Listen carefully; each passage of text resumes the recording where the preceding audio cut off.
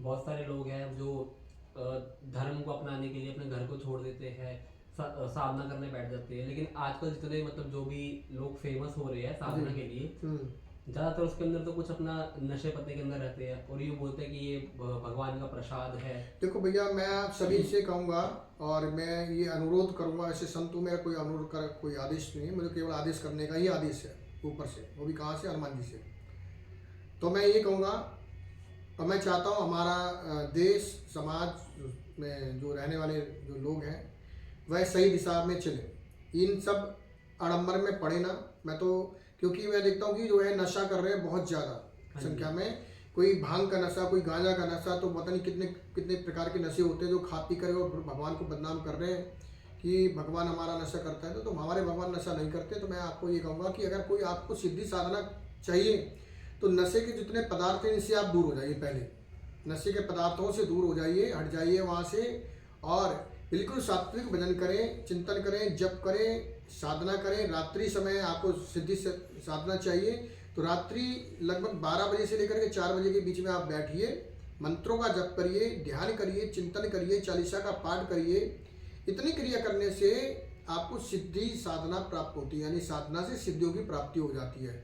जो लोग नशे के चक्कर में रहते हैं, मांस मदिरा के चक्कर में रहते हैं, उनको कभी सिद्धि साधना प्राप्त नहीं होती है। वो तामसिक क्रिया करके जो है छोटा मोटा क्रियाकलाप, एक टोटका सीख जाते हैं, तंत्र सीख जाते हैं, कुछ क्रिया सीख जाते हैं, जैसे यहाँ से उठा के अर्घ दिया, यहाँ से उठा के अर्घ दिया तो उसका ऐसा हो जाता है उल्टा सीधा, ये सब सीख जाते हैं। तो मैं आप सभी से ये कहूँगा कि ऐसे लोगों से हमेशा दूर रहना चाहिए। और आप यदि कुछ सीखना चाहते हैं तो आप सीधे सीधे आप श्री बालाजी शिव मंदिर में पहुँचे, हम आपका मार्गदर्शन कर देंगे। और नहीं तो हमारे गुरुदेव स्थान पर श्री हाथीवाल महाराज जी धाम बरा जिला भिंड में पहुँचिए। वहाँ से आपको सभी जो आप चाहते हैं, जो भी आपके मन में हो, आपको आपके सभी सवालों का प्रश्नों का उत्तर मिल जाएगा। साथ ही सिद्धि साधना चाहते हैं तो कम समय में जब तक ध्यान करने से आपको वहाँ से सिद्धि साधना भी प्राप्त हो जाएगी। आप वहाँ पहुँचिए गुरुदेव के स्थान पर, या आप यहाँ आ जाइए, नहीं तो आप पंडुकर धाम भी जा सकते हैं। जो है आप, मैं एक बात कहूँगा कि आप जो है इन ऐसे लोगों के चक्कर में ना पड़ें जो कि बिल्कुल जो गलत सलत मार्ग बताते हैं, क्योंकि उनको खुद को भी पता नहीं मार्ग, और जब खुद को नहीं पता तो जो खुद को पता है वही मार्ग उल्टा सीधा सामने वाले को बताते हैं, जिससे सिद्धि साधना प्राप्त होती नहीं है। जो है साधक इधर उधर भटकता रहता है और कोई लाभ नहीं पहुँच पाता। हाँ जी। तो जैसे अभी आपने बताया था कि महाभारत काल के अंदर जी। संजय जी ने मतलब पूरी जो भी महाभारत का युद्ध था, हाँ जी, पूरा बताया था उनको। जी।